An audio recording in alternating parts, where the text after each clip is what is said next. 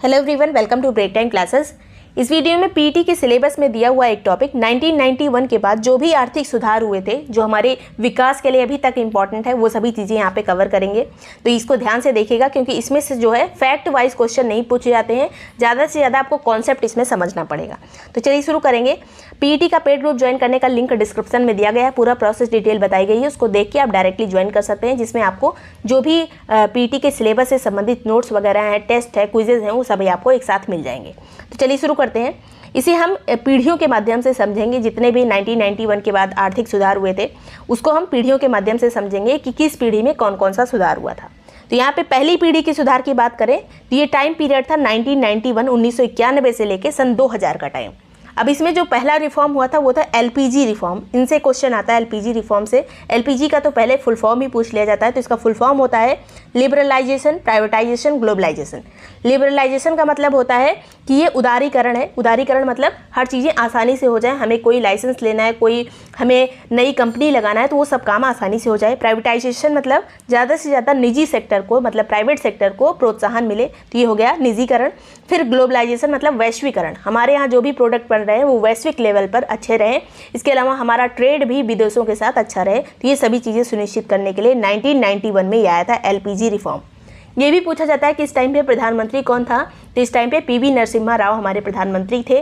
और ये जो वित्त मंत्री जो ये सभी रेगुलेशन कर रहे थे, ये कौन थे, तो डॉक्टर मनमोहन सिंह उस टाइम पे वित्त मंत्री थे।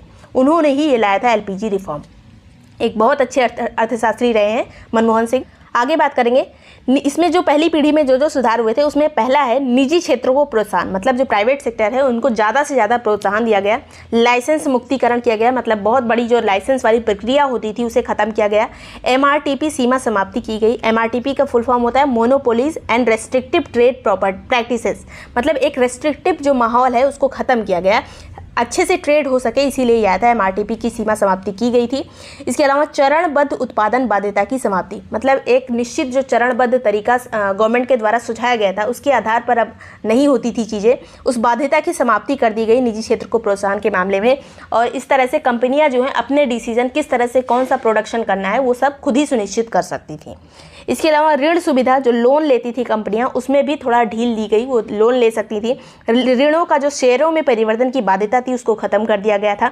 शेयरों में उनकी बाध्यता जो है वो खत्म कर दी गई थी, ऋण वो डायरेक्टली ले सकती थी बैंक से। पर्यावरण संबंधी जो भी प्रोटोकॉल दिए जाते थे गवर्नमेंट के द्वारा कि इन्हीं प्रोटोकॉल्स को आपको सभी को फॉलो करना पड़ेगा, उसमें थोड़ा सरलीकरण किया गया, थोड़ा इजी बनाया गया उसको, जिससे कंपनियां जो है आसानी से अपना स्थापित हो सकें। तो ये है निजी क्षेत्रों को प्रोत्साहन। आगे जो है वो है सार्वजनिक क्षेत्र सुधार, मतलब जो पब्लिक सेक्टर था, गवर्नमेंट सेक्टर, उसमें भी सुधार किया गया। जो गवर्नमेंट कंपनियां थी उनको प्रॉफिटेबल बनाया गया, अच्छे अच्छे स्किलफुल वर्कर रखे गए कंपनी में, जिससे ज़्यादा से ज़्यादा प्रोडक्शन हो सके, अच्छा काम हो सके और प्रॉफिट में आ सके गवर्नमेंट कंपनियां भी। तो इस तरह से सार्वजनिक क्षेत्र का भी सुधार हुआ। वैदेशिक क्षेत्र का सुधार किस तरह से हुआ, तो आयात से मात्रात्मक प्रतिबंधों की समाप्ति कर दी गई कि एक निश्चित जो आयात किया जाता था उसमें प्रतिबंध लगा होता था कि इससे ज़्यादा हम इंपोर्ट नहीं कर सकते, तो उसमें जो सीमा समाप्ति की गई उसकी। इसके अलावा विदेशी निवेश को मंजूरी दी गई, जो हमारे यहाँ फॉरेन इन्वेस्टमेंट आती थी उनको ज़्यादा से ज़्यादा आकर्षित करने की कोशिश की जाने लगी वैदेशिक क्षेत्र सुधार के अंतर्गत। इसके अलावा एक एक्ट बना था 1973 में, ये बहुत इंपॉर्टेंट है, इसमें पूछा जा सकता है इसमें ई का मतलब क्या होगा, आर का मतलब क्या होगा, तो यहाँ पूरा आपको फुल फॉर्म पता होना चाहिए। तो ये फेरा एक्ट आया था, जिसका मतलब है फॉरेन एक्सचेंज रेगुलेशन एक्ट। ये एक तरह का एक्ट था जो हमारे यहाँ जितने भी निवेश आते थे, बाहरी निवेश, उसमें एक रेस्ट्रिक्टिव माहौल बना रहता था, मतलब कि ज़्यादा निवेश हम नहीं ले सकते थे बाहर से। तो ये आया था 1973 में, इसको बदल लिया गया। इसकी जगह पे एक और एक्ट आया 1999 में, जिसका नाम था फेमा एक्ट। फेमा एक्ट का फुल फॉर्म होता है फॉरेन एक्सचेंज मैनेजमेंट एक्ट। फेरा का फुल फॉर्म यहाँ पर है foreign exchange regulation act, FEMA का फुल फॉर्म है फॉरेन एक्सचेंज मैनेजमेंट एक्ट। तो फेरा की जगह फेमा आ गया इसी पहली पीढ़ी में ही। आगे बात करेंगे, वित्तीय क्षेत्र सुधार किए गए, मतलब बैंकिंग सेक्टर में सुधार किए गए, पूंजी बाजार में सुधार किया गया, बीमा उद्योग में यहाँ पे सुधार किया गया, म्यूचुअल फंड वगैरह में, सभी चीज़ों में यहाँ पे वित्तीय सुधार किए गए पहली पीढ़ी में। कर सुधार जो है, कर सुधार तरह तरह की जो करों की चोरी होती थी उनको रोकने का प्रयास किया गया, कर प्रणाली को आसान बनाने का प्रयास किया गया। केवल इस टाइम पे प्रयास किया गया था, धीरे धीरे चीज़ों में सुधार हो रहा था 1991 के बाद सन 2000 तक। तो ये कर वाला सुधार आया पहली पीढ़ी में। आगे बात करेंगे दूसरी पीढ़ी में, सन 2000 से 2001 तक ये पीढ़ी चली थी। कुछ नए सुधार इसमें आए, जैसे पहला जो सुधार था वो था फैक्टर मार्केट रिफॉर्म्स। कारक बाजार सुधार, इसमें निजी क्षेत्रों को मूल्य निर्धारण की स्वतंत्रता दी गई।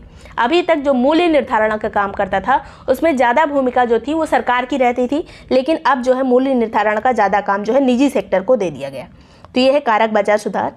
इसके अलावा सार्वजनिक क्षेत्र, इसमें भी सुधार किए गए। नए वेंचर जो लग रहे थे और जो भी कंपनियां थी सरकारी कंपनियां, उनमें ज़्यादा से ज़्यादा विनिवेश किया जाने लगा, मतलब उनको ज़्यादा से ज़्यादा प्राइवेट करने की कोशिश की जाने लगी। जो सरकारी कंपनियां होती थी, पब्लिक सेक्टर होते थे, उनमें भी पूंजी उपयोग की स्वतंत्रता दी गई। तो नए वेंचर्स, विनिवेश, ये सभी चीज़ें आई सार्वजनिक क्षेत्र के सुधार के अंतर्गत। सरकार और लोक संस्थानों में भी सुधार किए गए। ये वाला काफ़ी इंपॉर्टेंट है। सरकार में भी सुधार किया गया जिससे भ्रष्टाचार कम हो सके, जो लोक संस्थान है वो अच्छे से काम कर सकें, उनमें भी भ्रष्टाचार कम हो, ये सभी काम किए गए थे दूसरी पीढ़ी में। सरकार की भूमिका भी इसमें बदल गई। जो कंट्रोलर की भूमिका में रहती थी सरकार, नियंत्रक की भूमिका में, उसको बदल के सुसाध्यकर्ता मतलब फैसिलिटेटर की भूमिका में आ गई सरकार जो है अब कंट्रोल नहीं करती थी, बस अच्छी अच्छी चीज़ें सुझा सकती थी। इस तरह से जो है सरकार में भी अपना मतलब जो गवर्नमेंट सेक्टर था उसमें भी अपना सुधार हुआ। आगे बात करेंगे वैधानिक क्षेत्र सुधार। इसमें जो जितने तरह के विरोधाभासी कानून थे उनको खत्म कर दिया गया। भारतीय जो दंड संहिता है, अपराध संहिता है, उसमें भी सुधार किया गया। कंपनी कानून आए, श्रम कानून में सुधार किया गया, साइबर कानून बने। तो ये सब किस पीढ़ी में हो रहा है? तो दूसरी पीढ़ी में हो रहा है, जो सन 2000 से 2002 तक चली थी।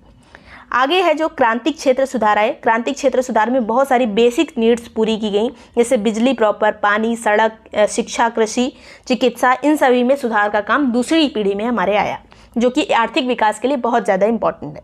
आगे बात करेंगे सुधारों में राज्यों की भूमिका बढ़ी इसी वाली पीढ़ी में, दूसरी पीढ़ी में ही राज्यों को भी सम्मिलित किया गया केंद्र के साथ। राजकोषीय समेकन किया गया। FRBM एक एक्ट था, अधिनियम था, जो सन 2000 में आया था। इसके माध्यम से जो संवैधानिक प्रतिबद्धता थी और जिम्मेदारी थी सरकार की, उसको बढ़ाने का यहाँ पर प्रयास किया गया। FRBM का यहाँ पर फुल फॉर्म होता है fiscal responsibility and budget management act. ये जो जब तक ये एक्ट तो ये बना था 2003 में, और ये अधिनियम कब आया था? ये FRBM अधिनियम 2002 में ही आ गया था। आगे बात करेंगे दूसरी पीढ़ी में ही राज्यों को ज़्यादा कर का अंतरण किया जाने लगा। जो केंद्र राज्य में जो बंटवारा होता है करों का, उसमें राज्यों का जो प्रतिशत है थोड़ा बढ़ाया गया। इसके अलावा सामाजिक क्षेत्र पर काफ़ी ध्यान दिया गया दूसरी पीढ़ी में। आगे बात करेंगे तीसरी पीढ़ी में जो आर्थिक सुधार हुए सन 2002 से 2007 तक। और ये 2002 से 2007 तक कौन सी पंचवर्षीय योजना चलती थी? तो ये थी 10वीं पंचवर्षीय योजना। इसमें जो भी आर्थिक सुधार हुए थे वो सब तीसरी पीढ़ी के आर्थिक सुधार थे। इसमें जनमानस को आर्थिक विकास में शामिल किया गया। जो पब्लिक थी अपनी, उस इंडिया की जो जनता थी, उसको शामिल किया गया आर्थिक सुधारों में। उसको तरह तरह की ऐसी चीज़ें सुझाई गई जिससे जनता को आर्थिक तौर पर सीधे लाभ हो, जैसे मनरेगा वगैरह आया। तो बहुत सारी चीज़ें इस टाइम पे आई थी तीसरी पीढ़ी के सुधार में।